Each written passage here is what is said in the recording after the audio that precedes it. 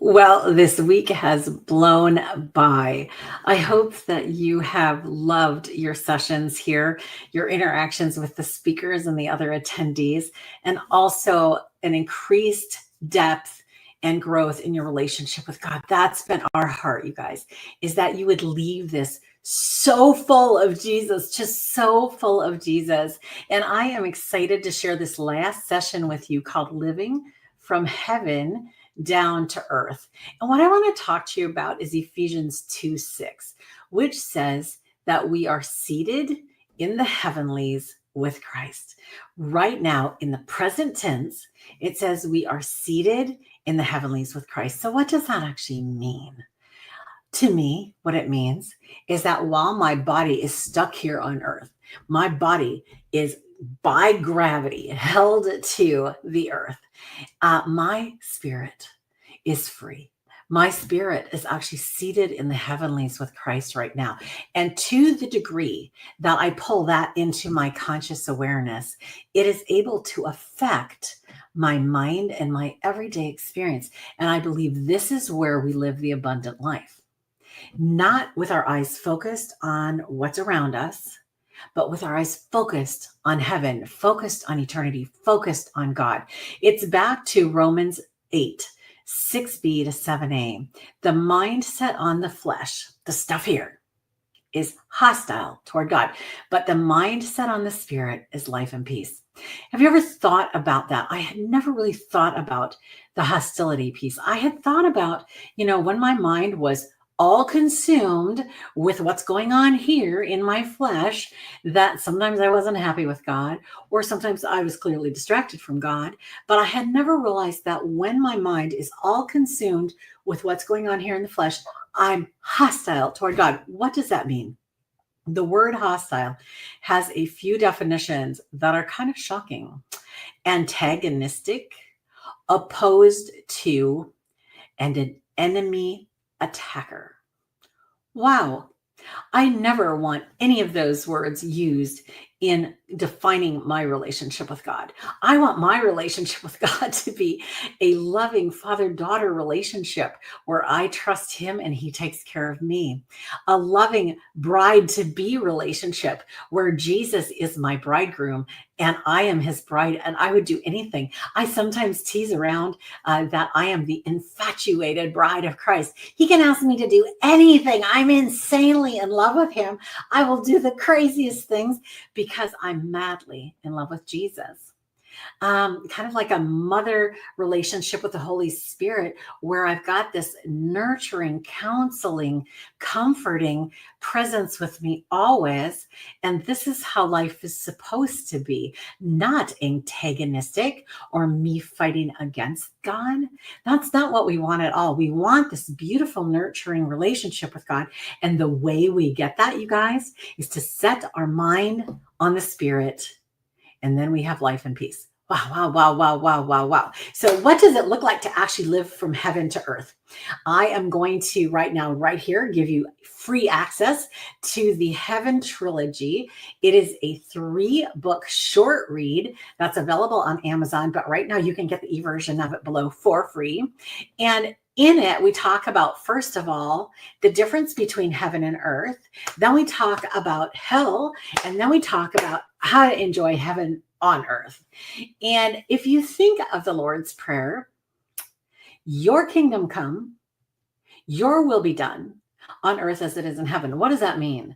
That means that as I sit in the heavenlies with Christ, sit on Papa's lap, talk to Daddy, and come back down full of him, ready to share him with everybody, I bring his kingdom to earth through my life. That's how things are supposed to work. Now, most of the time, and I showed you an illustration earlier, but most of the time, here's how we do it. We get up and we go start doing our day, and then we run into trouble, run out of gas, hit a emotional trauma, whatever. We scream, God, help me, help me, help me, help me. And of course, God comes to our rescue and we get what we need in the moment. And then we go on just barely surviving. And that's how most people do their Christian lives. But how God intends for us to do it, he intends for us to start by sitting on his lap, filling completely up, receiving, enjoying what he is pouring into our lives. My fellowship times with God are so enjoyable. I mean, a lot of times I'll just cry. I was so overwhelmed, so happy. My journal entries almost every morning start with the words, wow, wow, wow. Uh, when we are actually literally living from heaven to earth, you are so full. And what you give out then, what you have to share is simply the overflow. You never feel like it's your last drip or drop that they've sucked you dry or whatever, because you keep going up for air through the day. As soon as you feel a little bit of tension, a little bit of anything, you just go refill. And so you never run dry, you never run out. And this is how your kingdom come. God's will is done on earth as it is in heaven, through you, through me, through our lives, us living from heaven down. So God's plan for us is that we sit with him. Well, I have a wonderful, funny job description that I like to share when I'm teasing around like this. And it's real, it's legit, but I can't say it to like a non-Christian or something. They wouldn't understand it all.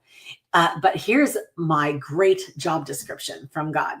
I am the personal assistant to the King of the universe. I sit with him in private consultation each morning, and then I run his errands all day as he provides all of the resources. The pay is great, but the retirement plan is out of this world. Okay, this is life with God.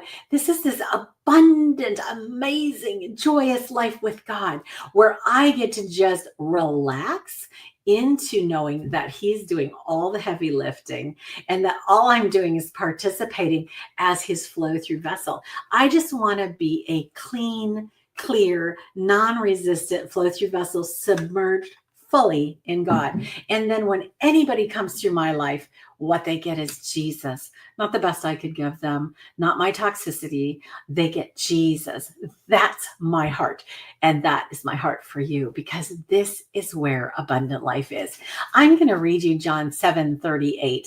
I love this verse. Whoever believes in Jesus, rivers of living water will flow from within them. How does that happen? Think of a fountain.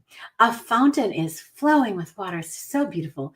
And it's so continual, just continual, beautiful, beautiful water just bursting up and about. And how does that happen? It's because down inside of the bottom of that fountain, there is water coming through with pressure, and the right amount of pressure to make this thing come up and just explode in beauty for our delight and to cool us down on a hot day. Now, that's exactly why we are on earth. It's for the delight of God, but also for the delight of those around us. And we can be refreshing, cool water to them on a hot day in their life as we stay full of Jesus. He says he is the living water. We aren't the living water, you guys. We don't have to save anybody. We don't have to do anything hard. He's doing all of it for us, through us, for his glory and for our delight now and forever. One of the things I talk about in the Heaven Trilogy, and again, you can get it for free right down below, is that Earth is a circle. Earth is a ball. Earth is a spinning top, if you would. And because of the way God set up the earth, we have day and night. We have light and darkness. You know, when God created the world back in Genesis, he created most things and said it is good. But when he separated the light from the darkness, he did not say it is good. He made the light. He said that's good. When he separated the darkness out, he did not say it's good. Why? Because darkness is the absence of light. Now let's think about heaven as compared to earth. Heaven is a cube. It's defined in the Bible as a cube. It gives us the actual dimensions of heaven in the Bible. And as a cube, it is not spinning. We know that there is no night or day in heaven because it says God himself is the light of heaven. When I think of God, I think of light and life and love and all of that. And he is the light of heaven. There is no night there. We're not spinning. Tide doesn't go out and then come back in. Everything there is the way that our hearts long for it to be. It is good. It is stable. There is no evil, no tears, no sadness, and no goodbyes. So heaven is what we're looking forward to. And heaven is what we can experience every day here. I know you know that this is true because sometimes we say things like, well, that was just heaven on earth. And sometimes we say things like, that was hell on earth. Okay, so what we have is we have an eternal choice of heaven or hell, with God, without God, all good or no good, all the good removed. And I go through in the middle book talking about hell, that God is a consuming fire. And if we look at the sun as a consuming fire, right? We don't get mad at the sun because it's a consuming fire. We recognize that we can't survive without the sun and that it provides us heat. It stays its exact distance away from us so it doesn't burn us up or it doesn't freeze us to death. The sun is just what the sun is, right? Now, if you think of God, he defines himself as a consuming fire, but a lot of us get really mad at him for being a consuming fire. So, for example, if someone chooses to reject God during the choosing time that we have on earth here while we're alive here, we have the opportunity to say, yes, I love God. I want to be with God. And through Jesus, I can. Or we can say, no, I don't want to have anything to do with God. I don't even think God exists. Or I think God's a bad guy. I don't want to be with him. Well, when we take our last breath on earth, the decision has been made and we either go spend eternity with God in heaven or we spend eternity in hell without him. Hell is described as a fire. It does not consume, but it is a fire. It is being in God's presence without the covering of Jesus.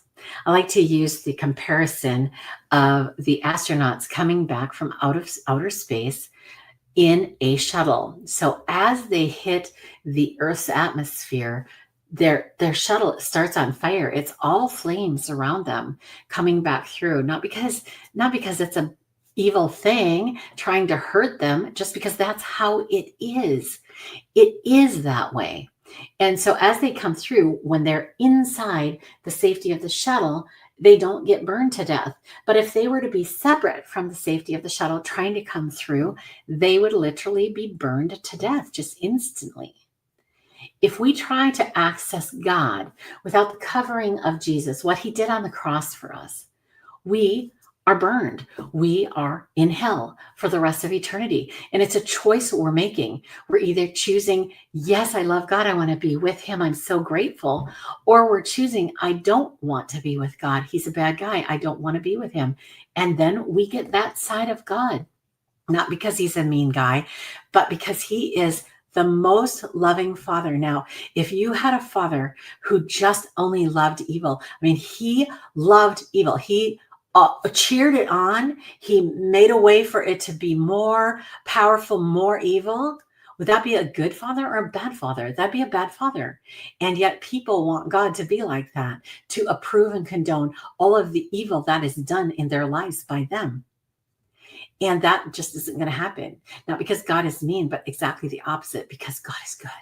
And God can only be who God is. So I propose to you today that God is inviting you to live the rest of your life from heaven down, where you start each night. And remember, in Genesis, when it's describing each new day, it says it was evening, it was morning, the next day, a full day. And so in the Bible, from God's perspective, we start our day with him as we're going to bed. So go to bed sitting on Papa's lap, talking to him, listening to truth in your earphones. If you want to listen to earlier, there was the giveaway of the A to Z. I'll put that down under here too. But just spend the end of your day consciously aware of God, in his presence, talking with him, going over the day with him. You'll be amazed how great you sleep when you do that. And then as you go through the night and as you get up the next morning, spend time with him again. Sit with Papa Daddy, fill up, receive, enjoy what he's giving you, and then get ready and go out and share it with everybody you meet. My name is Marnie Swedberg. I am so grateful that you have been here for this Spiritual Summit 2025. And I pray that God would continue to draw you to his heart and that you would continue to say yes. God bless you.